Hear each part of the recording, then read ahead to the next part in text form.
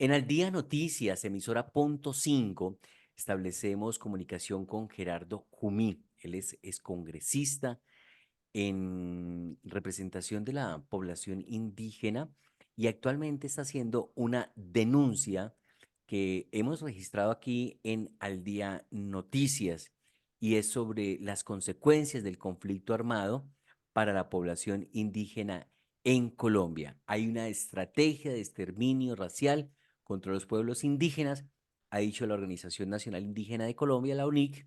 Esta organización denunció que hay impunidad sobre las más de 58.000 personas indígenas víctimas del conflicto armado solo en el 2023. Por eso establecemos comunicación a esta hora con Gerardo Jumí. Él es consejero general y representante legal de la UNIT, fue senador del 2002 al 2006, diputado en Antioquia en el 2001, es licenciado en Ciencias Sociales con formación en Estudios Políticos y de Administración Pública. Bienvenido al Día Noticias, ¿cómo le va la vida?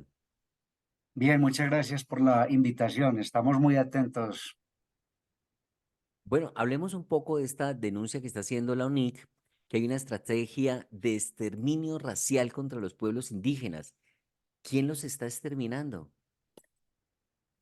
Bueno, efectivamente, en el año 2009, un auto conocido con el 004 de la Corte Constitucional encontró que haciendo un estudio, un análisis eh, por varias regiones del país y encontró que más de 34 pueblos indígenas estaban en riesgo de exterminio físico y cultural por cuenta del conflicto armado asociado al narcotráfico, la minería ilegal, la tala de bosques de manera ilegal, todas estas economías ilegales, ilícitas que hay en los territorios y pues más la confrontación armada estaba llevando a estos 34 pueblos, según la Corte Constitucional, a un exterminio físico y cultural. Eso fue en el año 2009, imagínense. Pero ahorita estamos en el año 2024. En el año 2016 participamos todos y los pueblos indígenas de Colombia también fuimos un tercer actor del conflicto de negociación en La Habana, Cuba, o un tercer actor de negociación de la paz, de negociación en Cuba. Y ahí sale un capítulo étnico en ese acuerdo de paz entre la guerrilla de las FARC y el gobierno de Juan Manuel Santos en nombre del Estado. Y, pero hoy a 2023 y 2024, ese exterminio sistemático continúa, pese a las negociaciones de paz, pese a que los pueblos indígenas de Colombia ayudamos a la paz total, ayudamos nosotros a que los territorios, en vez de que sean escenarios de confrontación, sean en escenarios de diálogo, sean escenarios de paz. No obstante, la respuesta de los grupos armados es contraria a, eh, a los propósitos de paz de todos los colombianos, del gobierno nacional y también de los pueblos indígenas. Tenemos que indicar unas cifras que más adelante en el documento podemos precisar, pero en este momento los dos actores que tienen, digamos, mayor relevancia por su actividad criminal y de afectación a los pueblos indígenas son la guerrilla del ELN en primer lugar. En segundo lugar es la fuerza pública. Es lamentable decir esto, no se esperaría de ellos que esto sucediera, pero el Estado, bajo el nombre del ejército, está, digamos, con ese segundo lugar, nada, nada importante, digamos, nada que contribuye a la paz, sino que en tanto hay una confrontación en los territorios, el ejército también juega un papel, digamos, de victimario frente a la población. Bueno, entonces son 34 pueblos indígenas que tienen esta amenaza por cuenta de todas las economías ilegales ilícitas y por la confrontación armada. Ese es el resumen de lo que está pasando. Es algo que se diagnosticó desde el 2009, pero que 15 años después sigue tal cual, sigue el exterminio sistemático contra los indígenas. Ya lo ha explicado Gerardo Jumí, las causas que originan esta situación, es decir, las organizaciones armadas al margen de la ley, incluido el ejército, que sí es organización legal, pues no respetan a los indígenas y quieren arrasar con estas poblaciones. Son 34 pueblos. Y en esos 34 pueblos habitan 58.000 personas. No, 58.000 personas son los hechos victimizantes. 50.000 personas han sido afectadas solamente en un periodo de año 2023. Desde el año 2026, la cuenta que tenemos pasan por 600.000 personas indígenas víctimas del conflicto armado. ¿Esos qué son? Cuando hablamos de hechos victimizantes son que alguien fue amenazado, que alguien fue torturado, que alguien fue este, mm, agredido verbalmente, agredido físicamente, que fue retenido ilegalmente. O asesinado.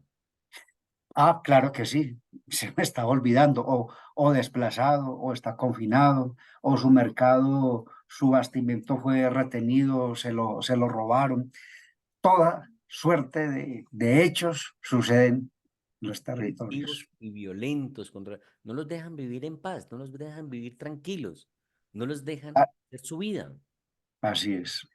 Bueno, Gerardo, ustedes apoyan la paz total, pero ¿cuál es el compromiso o quién está fallando en este momento? Porque usted dice, tuvimos un capítulo aparte en el acuerdo de paz con las FARC, pero resulta que hay otros actores, están grupos armados como el Clan del Golfo, están las autodefensas gaitanistas, están las disidencias de las FARC, ELN y Ejército, ahí vamos con 5 organizaciones. Y resulta que los que firmaron la paz no están ahí. Hoy son otros actores. Entonces, ¿qué le han pedido ustedes al gobierno y qué ha hecho el gobierno? ¿Hasta dónde le cabe responsabilidad al actual gobierno de la situación que ustedes están viviendo y denunciando?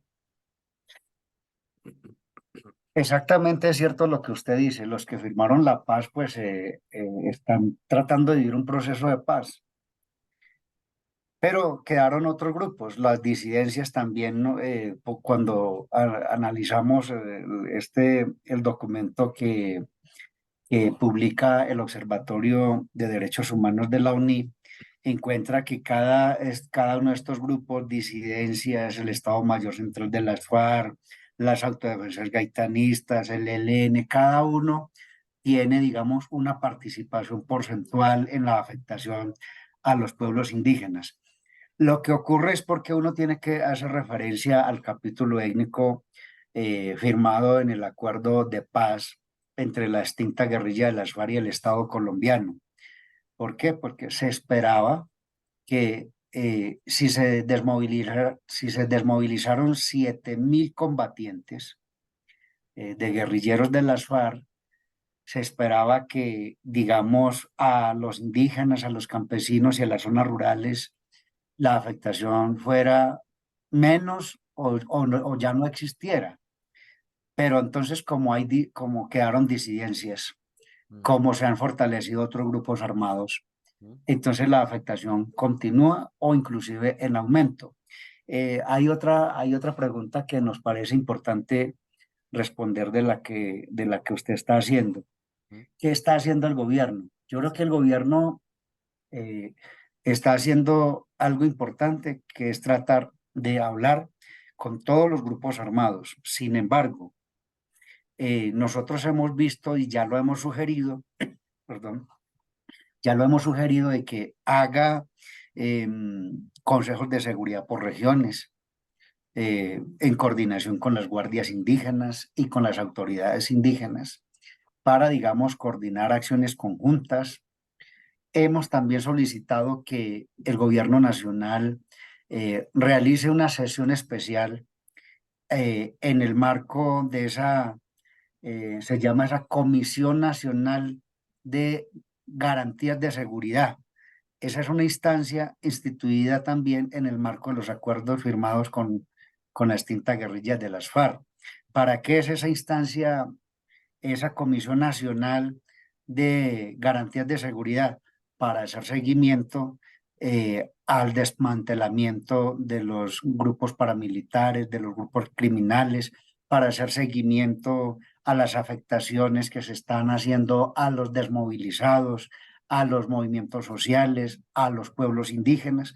Nosotros hemos sugerido ya en muchas ocasiones que hagan una sesión especial llevando el caso de los pueblos indígenas que en promedio cada 3 días están asesinando un indígena. Y entonces esta instancia debería evaluar esa situación. Evaluar es para determinar acciones estatales y gubernamentales. Examinar la situación de amenazas de los pueblos indígenas para que junto con la UNP, la, la Unidad Nacional de Protección, determinen, digamos, las medidas de seguridad y de protección que se le deben asignar a los dirigentes y autoridades indígenas para que no vayan a ser asesinados o para que su riesgo se disminuya por lo menos. Ex senador Gerardo Jubí, ¿ustedes se sienten abandonados por el gobierno nacional? Yo creo que en este momento hay un abandono que yo creo que el gobierno puede hacer mayores esfuerzos para poner, digamos, en alerta para que todas las entidades gubernamentales tengan un mismo accionar coordinadamente y puedan mejorar la vida, la situación y la protección de los pueblos indígenas. Se puede mejorar. Se puede mejorar, pero están los indígenas en Colombia porque uno ve que la ONIC es Organización Nacional de Indígenas en Colombia, si mal no estoy, es la sigla, ¿cierto? Así es. Entonces, ahí están todos los indígenas, uno creería. Y también hemos visto que hay como un matrimonio, como una luna de miel, que incluso los indígenas aportaron y ayudaron a elegir este gobierno. Y se habla de giro de recursos importantes que salen del presupuesto nacional para los indígenas. Entonces, ¿no hay tal luna de miel con el gobierno si ustedes dicen que se sienten abandonados en ese sentido? Yo, puede ser que la luna de miel se está acabando. De pronto eso se puede estar fracturándose. ¿Por qué? Porque los indígenas estábamos esperando, digamos, una mayor decisión política del presidente Gustavo Petro en materia de seguridad, en materia de paz, en materia de protección a las regiones, a las autoridades indígenas, una mayor cercanía y concertación. Ustedes han visto cada rato los pueblos indígenas dicen, si no vienen los ministros, entonces vamos a Bogotá, ¿Ah? ¿cierto? Y entonces está sucediendo toda una suerte, digamos, de incumplimientos. El presidente personalmente ha dicho, yo quiero cumplir, está en el Plan Nacional de Desarrollo, está en mi programa de gobierno que se inscribió en la Registraduría Nacional del Estado Civil. Eh, Él una vez, él mismo se preguntó, bueno, pero si no se va a cumplir, ¿para qué se hacen las consultas previas? Las consultas previas y las concertaciones se hacen es para cumplir. Entonces, de ahí, cuando estaba el ministro Prada, se acordarán ustedes, de ahí nosotros firmamos como un acuerdo, eso se llamó como una directiva que luego se le envió a todos los ministros, eso se firmó entre el ministro Prada y los delegados indígenas en la mesa permanente de concertación. Eso se firmó en el Después, Cauca, ¿cierto? sí, ¿cómo? Eso se firmó en el Cauca, ahora que recuerdo. No, eso se firmó aquí en Bogotá. Ok. Sí, y ya el mes pasado, ahorita, el mes pasado en diciembre, el 20 de diciembre, tuvimos otra reunión. También, también el presidente se volvió a comprometerse. Ahí participó el ministro ya Luis Fernando Velasco ¿Mm? y la viceministra Lilia Solano, la directora de Unidad de Víctimas Patricia Tobón, el señor Giovanni Yule, el director de Unidad de Restitución de Tierras, y otros funcionarios muy importantes, el mismo Carlos Ramón Londoño, el secretario general o el director administrativo de la presidencia. que funge como la mano derecha del señor presidente. Todos esos funcionarios estuvieron pues tomando nota y lo que dice el presidente, si entendemos cómo funciona el Estado, eso es un acto de gobierno que la administración, el gobierno debe cumplir los demás funcionarios. Entonces, yo creo que eh, sí requiere, digamos, mayor cumplimiento por parte del gobierno, se requiere mayor compromiso y mayores acciones, sobre todo en materia de orden público, en materia de paz, en materia de protección, en materia de cumplimiento a las consultas previas. Tengo que decir que hay un déficit de la consulta previa en este gobierno. Hay muchas normas que están haciendo tránsito muchos proyectos de ley que están haciendo tránsito en el Congreso de la República sin surtir ninguna consulta previa. Y me temo que de pronto la Corte Constitucional vaya a declarar inexequibles por falta de consulta previa.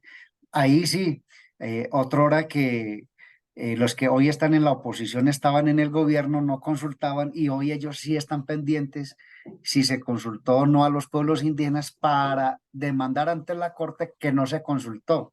No porque estén de acuerdo, no porque estén protegiendo los derechos indígenas, sino para que la norma se caiga en su integralidad. Claro. Para dar un ejemplo, lo que pasó en La Guajira con un proyecto de energía eólica que no le consultaban a las comunidades indígenas qué pensaban de ese proyecto, fue demandado y se cayó, ¿correcto? Ahí es cuando Ah, usted dice que hay proyectos que se tramitan sin consultar a la población indígena. así es, Bien. así es. Bueno, usted dice que cada 3 días hay el asesinato de un indígena. Eso quiere decir que el año pasado, ¿a cuántos asesinaron? Asesinato, exactamente. Pudo haber llegado, no estoy mirando aquí las cifras, pero pudo haber pasado de 60 personas asesinadas en un año. Entonces, eso quiere decir, señor Didier, si nosotros hacemos fila de esas personas asesinadas, 60 personas en un año, eso causa escozor, Claro. eso da miedo, eso da ganas de llorar. Pero solamente de asesinatos, desde el año 2016 hasta esta fecha, 2024, llevamos cerca de 400 personas asesinadas. Y hagamos el mismo ejemplo. ¿Desde cuándo? Filemos esas 400 personas asesinadas desde el año 2016 hasta el año 2024. Son cifras, digamos, de verdad que son cifras espeluznantes, son cifras que dan miedo y da escozor, son cifras que son muy lamentables y que no se ha podido frenar. Por eso es esta denuncia y este llamado pues muy angustiante porque no vemos, digamos, que se esté frenando los asesinatos y nosotros atendemos eh, casi todos los días personas que vienen amenazadas, personas que vienen desplazadas, personas que necesitan ayuda, que necesitan apoyo, que necesitan protección y eh, eh, digamos la respuesta del Estado y del gobierno es muy lenta. Bueno, pero ustedes negocian estas negociaciones con el gobierno y compromisos son en una sola organización, la UNIC. ¿Ustedes están en bloque o están divididos? En Colombia hay muchas organizaciones, pero la única organización nacional de carácter nacional, como su nombre lo indica, es la ONIG. Después han surgido otras organizaciones ya de carácter regional. Por ejemplo, está la Organización de Pueblos Indígenas de la Amazonía Colombiana. Como su palabra lo dice, es de la Amazonía colombiana. Hay otra organización que se llama con la Confederación Indígena Tairona. Esa es por allá por la Sierra Nevada de Santa Marta. Hay otra que se llama AICO, Autoridades Indígenas de Colombia. Esa es por allá por el sur del país. ¿Todas esas organizaciones regionales pertenecen a la UNIC también? no pertenecen, pero sí pertenecen a una instancia de diálogo y de concertación que se llama Mesa Permanente de Concertación, y es ahí donde nos encontramos todas las organizaciones, dialogamos, hacemos un acuerdo, nos ponemos de acuerdo en lo que le vamos a plantear al gobierno, y al gobierno se le lleva un solo planteamiento, un único planteamiento. Pueden haber varias propuestas, pero en la misma dirección. Entonces, los indígenas no estamos divididos, que tenemos distintas expresiones organizativas, sí es cierto, pero no hay una pelea, una división entre nosotros, que no nos podamos hablar y que entonces toca que el gobierno hable cada uno por separado. No existe ese panorama hostil entre nosotros.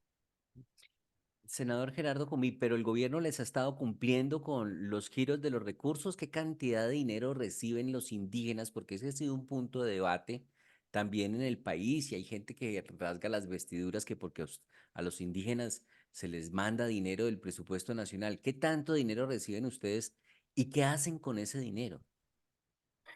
Mire, eso es más un sofisma de distracción de algunos medios y periodistas, pues que le gusta echar candela a este tema, y los políticos de oposición. Recursos sí llegan, son poquitos, pero llegan. Esos recursos siempre serán insuficientes porque la deuda histórica que tiene el Estado colombiano hacia los pueblos indígenas es también enorme. Por ejemplo, hay recursos, hay tres fuentes de recursos. Hay fuentes que son indicativos de ley, o sea, ya la ley 715 dice cuáles recursos llegan eh, por el Sistema General de Participaciones. Eso lo gira directamente el Ministerio de Hacienda y le llega al municipio la mayoría de los recursos. Hay unos 20 resguardos apenas, de 860 resguardos, apenas unos 20 resguardos que se han certificado eh, para la administración directa de esa asignación especial de los recursos del Sistema General de Participaciones, ¿ya? Y son recursos muy pequeños, son recursos per cápita, es acorde a la población. Hay un resguardo recibe, por ejemplo, 80 milloncitos de pesos, hay otro que recibe 50. Hay unos resguardos que reciben 2.000 millones de pesos según la población. Esos son recursos que llegan, digamos, de manera trimestral, eh, está programado así desde el Ministerio de Hacienda. Esos vamos a llamar recursos indicativos de la ley. Hay otros recursos que son, digamos, que son de voluntad del gobierno, que están en el Plan Nacional de Desarrollo. Son recursos que también están normados por la ley. Entonces, ¿eso cómo se tiene que tramitar? A través de los bancos de proyectos de inversión que tiene el gobierno. Y esos recursos, la manera como llegan son para fortalecimiento institucional y capacidad instalada, son recursos que llegan para la salud, son recursos que llegan para educación, son recursos para formación y capacitación. Eh, no son recursos así como al libre gasto, hagan fiesta con eso, no funciona así. Eso ya vienen indicados para qué es. Ahora, ahora que hay también recursos también de la cooperación, hay organizaciones, no todas, hay algunas organizaciones indígenas que tienen recursos de cooperación. Eso es, eso se ganó prácticamente a partir de la constitución política ocurrida durante la Asamblea Nacional Constituyente en 1991. Antes no había recursos, antes era, era estilo limosna, que algún proyecto, algún funcionario se le ocurría mandar para tal parte, llegaba así. Hoy, aunque poquito, es más o menos programado a través de bancos de inversión de proyectos y llegan así. Entonces no es que este gobierno tiene una caja menor, eh, o tiene un banquito pequeño y está girando para donde se le va ocurriendo. No funciona así. Si así funcionara, pues entonces los indígenas estarían, digamos, muy sobrados en materia de proyectos productivos, proyectos de agricultura, proyectos de agroindustria a mediana escala. Y no funciona así. Recursos sí llegan, recursos sí se han contratado, pero con esos fines que estoy señalando. Son todos de inversión, están ya indicados en qué se va a gastar, es porque hay un proyecto formulado, ¿cierto? Y esto se viene haciendo, esto se hizo en el gobierno de Álvaro Uribe, esto se hizo en el gobierno de Juan Manuel Santos, en el gobierno de Iván Duque. En todos los gobiernos ha habido contratación, ¿sí? Ahora, nosotros sí estamos esperando antes de que se vaya este gobierno, eso también hay que decirlo, que el recurso de inversión para comunidades indígenas aumente, siendo un gobierno, como usted lo decía más adelante, siendo un gobierno que nosotros ayudamos a elegir. Recordará usted que este gobierno salió eh, con una ventaja electoralmente ganó con una ventaja de zonas de la periferia, el Pacífico, por allá por la Orinoquía, zonas muy campesinas, zonas muy indígenas, zonas muy de afrodescendientes. Ese millón de votos de ventaja, pues todas quedaron en el mapa señalados, no fueron votos de ciudad que le dio ventaja, sino votos de la periferia, de las zonas rurales. Y entonces, pues nosotros sí estamos esperando que ese esfuerzo sí se vea reflejado en inversión. Ahora, el movimiento indígena ONIG, la ONIG tiene un instrumento político que se llama Alianza, ¿cómo se llama? Movimiento Indígena Social Alternativo, MAIS, ¿no? ¿se acuerda? Participan en el pacto histórico. Nosotros tenemos, nosotros tenemos representantes a la Cámara en el pacto histórico y tenemos senadores en el pacto histórico como Movimiento Alternativo Indígena Social Maíz, y también tenemos congresistas por la circunscripción especial indígena. El movimiento indígena, en alianza con otros, tenemos más o menos, tenemos 10 congresistas indígenas entre las circunscripciones especiales y, y las circunscripciones ordinarias a través del pacto histórico. Entonces nosotros estamos haciendo una contribución muy importante, tanto desde los votos como también con la organización político-electoral, como también con una suma importante de congresistas actualmente que están actuando. Y eso para los debates de control político y para sacar adelante los proyectos de ley tienen un valor importante que el gobierno de Petro tiene que reconocer.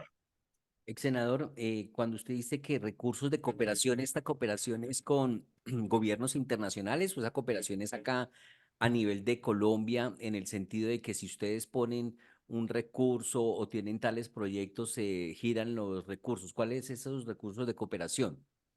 Bueno, hay recursos, por ejemplo, de la Unión Europea, hay recursos de los Estados Unidos a través de su agencia de desarrollo, la USAID, ¿cierto? Llegan recursos pequeños también a las comunidades y a las organizaciones. eh, Llegan esos recursos y esa cooperación, pues no es solo de ahora, eso viene desde antes, eso se mantiene hasta ahora. Algunos pues cortan porque el mundo vive en guerra y también nos dicen los cooperantes, nosotros vamos a mandar esos recursos por allá para, para Kenia o por allá para el África, hay países en guerra, o ya por la guerra de Ucrania y Rusia, esos recursos se van a disminuir. De cooperación, ¿quién los gestiona? ¿La UNIT o las gestiona el gobierno para ayudarles a ustedes a conseguir financiación para los... Lo, Los recursos de cooperación son de gestión directa de las organizaciones, la UNI y las demás organizaciones. Muy bien, porque entonces no podría uno sumar los recursos de cooperación al monto de dinero que gira el gobierno para los indígenas. Eso es un trabajo aparte que hacen los indígenas que lo logran de algunos recursos a nivel internacional y pues no deberían de incluirse dentro de lo que se les gira. Sumando los recursos indicativos y los recursos de voluntad del gobierno en el Plan Nacional de Desarrollo, En un año, ¿cuánto pueden sumar esos recursos? ¿Si pasa el billón de pesos como a veces se habla? Em, digamos, sí está pensado que debe, sí, 1 billón de pesos ¿cómo es? Para sí está pensado 1 billón de pesos en el Plan Nacional de Desarrollo, en el Plan Nacional de Desarrollo, pero esos recursos, hasta que no se haga la evaluación, no se sabe si efectivamente pues ya se están invirtiendo o no, porque son las, las alcaldías, los departamentos y las autoridades indígenas que en coordinación, en cooperación, tienen que tramitar, formular los proyectos y bajarlos. Yo me temo también, por otra parte, que de los recursos que estén, digamos, por lo menos señalados en el Plan Nacional de Desarrollo, haya una baja ejecutoria, una baja inversión. Eso también puede suceder, porque hasta ahora ningún Plan Nacional de Desarrollo se ha logrado, digamos, ejecutar plenamente. ¿Ya? Eso es lo que ha venido sucediendo.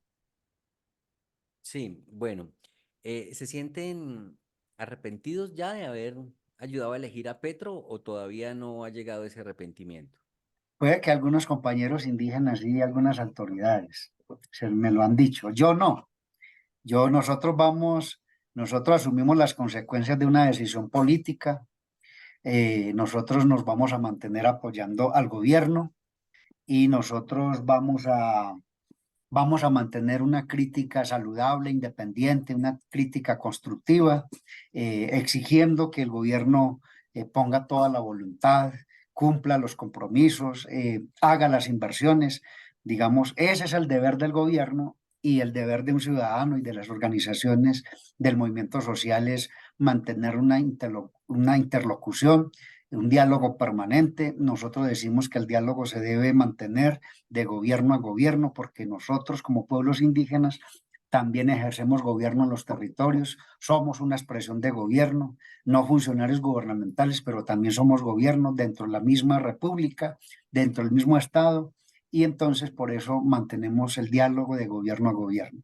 Claro, como usted dice que hay un abandono del gobierno nacional y puede hacer mayores esfuerzos que esperaban mayor decisión política en materia de seguridad para los pueblos indígenas. Hay como cierta desilusión, no obstante, ¿no? Hay como desencantamiento, como decepción mejor. Puede haber algún desencantamiento, pero no se puede hacer el divorcio. Eso hay que mantener la relación política. Vamos a mantenernos en el nivel de la exigencia para que se cumplan los compromisos. Correcto. Pues Gerardo Jumí, queremos agradecerle estos minutos para los micrófonos de Al Día Noticias, emisora punto 5. Lo más importante es que ustedes están llamando la atención del gobierno para que pare estos asesinatos, este exterminio, asesinato sistemático, como usted lo ha llamado. Ha hablado de 600.000 personas afectadas por el conflicto desde el año 2016. Podemos hablar de 400 homicidios también en este mismo lapso de tiempo desde el 2016, de manera que ha sido usted muy claro en el sentido de que esperan mayores esfuerzos del gobierno y sobre todo no es tanto los recursos, porque seguramente deben estar llegando, sino el compromiso por la seguridad y la vida, que los dejen vivir tranquilos, que tienen ustedes muchos factores que les quitan la paz, las economías ilegales, la minería ilegal, el narcotráfico, por ejemplo, el conflicto armado y hasta el mismo ejército que no respetan la vida pacífica de las comunidades indígenas en el país. Se habla de 34 pueblos indígenas. Esa podría ser la conclusión, mi querido Gerardo Cumí, para todos los oyentes de Al Día Noticias, ¿correcto? Así es, muchas gracias. Bueno, Gerardo, muy amable, gracias. Queremos agradecerle este tiempo. Gerardo Jumí es consejero general y representante legal de la UNIT, fue senador de la República, recordemos, del 2002 al 2006, así que sabe muy bien cómo es que se maneja esto de la política, de los proyectos de ley Es licenciado en Ciencias Sociales con formación en Estudios Políticos y de Administración Pública, que es tan importante conocer un poco de la administración pública. Gerardo, que pase muy buen día. Gracias por estar en Al Día Noticias, emisora punto 5. Muchas gracias a ustedes también. Muchas gracias, de verdad, muy contento. Bueno, que pase muy buen día.